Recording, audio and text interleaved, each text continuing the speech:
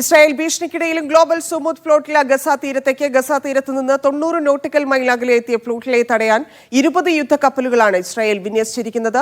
Egypt സമുദ്ര അതിർത്തിയിലെത്തിയ ഫ്ലോട്ടിലയെ തടയാൻ കടലിൽ ഇസ്രായേൽ മൈനുകൾ പാക്കിയതായും റിപ്പോർട്ടുണ്ട്.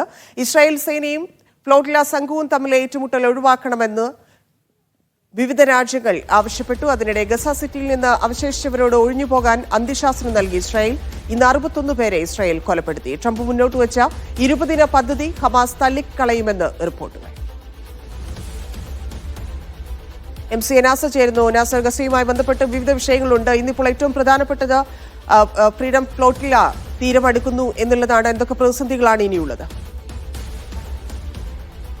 ഇതിന് തീർച്ചയായിട്ടും അടുത്ത ഒരു മണിക്കൂർ വളരെ നിർണായകമായിരിക്കുമെന്ന റിപ്പോർട്ടുകളാണ് ഇപ്പോൾ ഈ ഗ്ലോബൽ സുമുദ് ഫ്ലോട്ടിലയുടെ ഭാഗത്തുനിന്ന് സംഘാടകർ ലോകത്തിന് നൽകിക്കൊണ്ടിരിക്കുന്നത്. കാരണം 20ഓളം യുദ്ധക്കപ്പലുകൾ അണിനിരത്തിക്കൊണ്ട് അത്ര തന്നെ അതിൽ കൂടുതൽ ബോട്ടുകൾ രംഗത്തിറക്കിക്കൊണ്ട് എല്ലാ അർത്ഥത്തിലും ഈ 40-ലധികം വരുന്ന ഗ്ലോബൽ സുമുദ് ഫ്ലോട്ടിലയെ തടയാനുള്ള വലിയ ഒരു മുന്നൊരുക്കങ്ങളാണ് ഇപ്പോൾ ഇസ്രായേൽ നടത്തിക്കൊണ്ടിരിക്കുന്നത്. ഈജിപ്തിന്റെ സമുദ്രാതിർത്തിയിലാണ് ഇപ്പോൾ ഫ്ലോട്ടിലകൾ എത്തിയിരിക്കുന്നത്.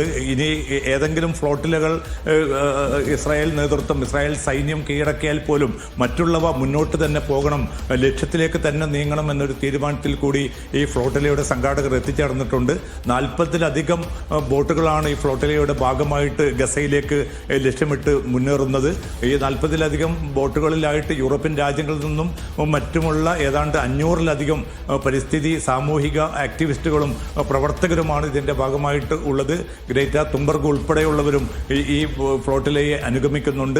നേരത്തെ ഇറ്റലി തങ്ങളുടെ യുദ്ധക്കപ്പൽ ഇതിന്റെ സുരക്ഷയ്ക്കായി വിട്ടുകൊടുത്തിരുന്നു. പക്ഷേ ഇന്നലെ പൊടുന്നനെ തന്നെ ഇറ്റാലിയൻ നേതൃത്വം ആ തീരുമാനം പുനഃപരിശോധിക്കുകയും കപ്പലിനെ തിരികെ വിളിക്കുകയും ചെയ്തു. പക്ഷേ സ്പെയിനിന്റെ കപ്പൽ ഈ ഫ്ലോട്ടിലയെ അനുഗമിക്കുന്നുണ്ട്. പക്ഷേ ഇസ്രായേലുമായിട്ടുള്ള ഒരു ഏറ്റുമുട്ടലിന് തങ്ങളില്ല എന്ന് സ്പെയിൻ അല്പം മുമ്പ് വ്യക്തമാക്കിയിട്ടുണ്ട്. ഇപ്പോൾ അപകടകരമായിട്ടുള്ള ഒരു സാഹചര്യത്തിലൂടെയാണ് തങ്ങൾ കടന്നുപോകുന്നതെന്ന് ഫ്ലോട്ടിലയുടെ സംഘാടകർ ലോകത്തെ അറിയിച്ചുകൊണ്ടിരിക്കുകയാണ്. കാരണം കടലിൽ തന്നെ നിരവധി സ്ഥലങ്ങളിൽ മൈനുകൾ പാകിയതായിട്ടുള്ള റിപ്പോർട്ടുകൾ പുറത്തു വരുന്നുണ്ട്. അതോടൊപ്പം തന്നെ ചില ഡ്രോണുകൾ ഈ ഫ്ലോട്ടിലേക്ക് നേരെ ഇസ്രായേൽ തൊടുത്തുവിട്ടതായിട്ടുള്ള റിപ്പോർട്ടുകൾ കൂടി പുറത്തു വരുന്നുണ്ട്. വളരെ ജാഗ്രത പുലർത്താനുള്ള ഒരു നിർദ്ദേശമാണ് ഇപ്പോൾ ഏറ്റവും അവസാനമായിട്ട് ഫ്ലോട്ടിലയുടെ സംഘാടകർ സന്നദ്ധ പ്രവർത്തകർക്ക് നൽകിയിരിക്കുന്നത്. എല്ലാവരോടും ലൈഫ് ജാക്കറ്റുകൾ ധരിച്ച് പിന്നെ ഏറ്റവും നിർണായകമായിട്ടുള്ള ഘട്ടത്തിന് വേണ്ടി കാത്തിരിക്കാൻ ആവശ്യപ്പെടുന്നു. അതേസമയം 2 കൊല്ലമായി തുടരുന്ന ഏറ്റവും കൊടും ഹത്യക്ക് വിധേയമായി കൊണ്ടിരിക്കുന്ന ഒരു ജനതയോടുള്ള തുറന്ന ഐക്യദാർഢ്യമാണിത്. ഇത് ഏതെങ്കിലും ഒരു രാജ്യത്തിനോ ഒരു ഭരണകൂടത്തിനോ എതിരായിട്ടുള്ള ഒരു കലാപമല്ല. തങ്ങൾ വന്നിരിക്കുന്നത് ഭക്ഷ്യവസ്തുക്കളും മറ്റുമായിട്ട് ഒരു സന്നദ്ധ പ്രവർത്തനത്തിന്റെ ഭാഗമായിട്ടാണ്.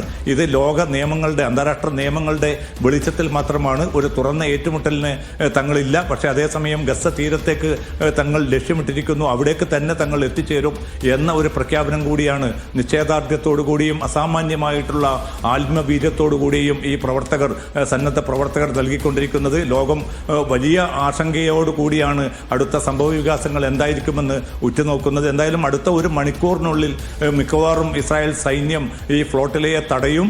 അതിലെ പ്രവർത്തകരെ അറസ്റ്റ് ചെയ്ത് കൊണ്ടുപോകാനുള്ള വലിയ സാധ്യത രൂപപ്പെട്ടിട്ടുണ്ട്. പക്ഷേ ഈ പ്രതിസന്ധികളൊക്കെയും മറികടന്നുകൊണ്ട് കുറച്ച് ബോട്ടുകളെങ്കിലും ഗസ തീരത്ത് എത്തിച്ചേരുമെന്ന ഒരു ഉറച്ച നിലപാടിൽ തന്നെയാണ് ഫ്ലോട്ടിലയുടെ സംഘാടകർ ഇപ്പോൾ നിലയുറപ്പിച്ചിരിക്കുന്നത്. ഇവിടെ ഗസ തീരത്താണെങ്കിൽ ഈ 2 വർഷമായിട്ട് തുടരുന്ന വലിയ ഉപരോധം മൂലം പ്രയാസപ്പെടുന്ന മനുഷ്യർ, കുട്ടികളും സ്ത്രീകളുമൊക്കെ ഈ ഫ്ലോട്ടിലയെ വരവേൽക്കാനുള്ള ഒരു പ്രതീക്ഷയിൽ അവരും കാത്തിരിക്കുന്നുണ്ട്. കാരണം ഈ കൊണ്ടുവരുന്ന ഭക്ഷ്യവസ്തുക്കളും മറ്റ് സാധന സാമഗ്രികളും തങ്ങളുടെ ജീവിതത്തിന് വലിയ മുതൽക്കൂട്ടാകുമെന്ന ഒരു പ്രതീക്ഷയിൽ ലോകം മൊത്തം കൈവിട്ടിരിക്കുന്ന ഒരു ഘട്ടത്തിൽ കുറേ മനുഷ്യർ പിന്നിട്ട ദിവസങ്ങളിൽ കടലിലൂടെ നടത്തിക്കൊണ്ടിരിക്കുന്ന മഹത്തായിട്ടുള്ള ഒരു ഐക്യദാർഢ്യ നീക്കമായിട്ട് ഈ രാവിൽ ഒരുപക്ഷെ ചരിത്രത്തിൽ രേഖപ്പെടുത്തുന്ന രീതിയിൽ ഈ ഫ്ലോട്ടില വലിയ പ്രതിസന്ധികൾ മറികടന്നുകൊണ്ട് തന്നെ മുന്നോട്ട് പോവുകയാണ്.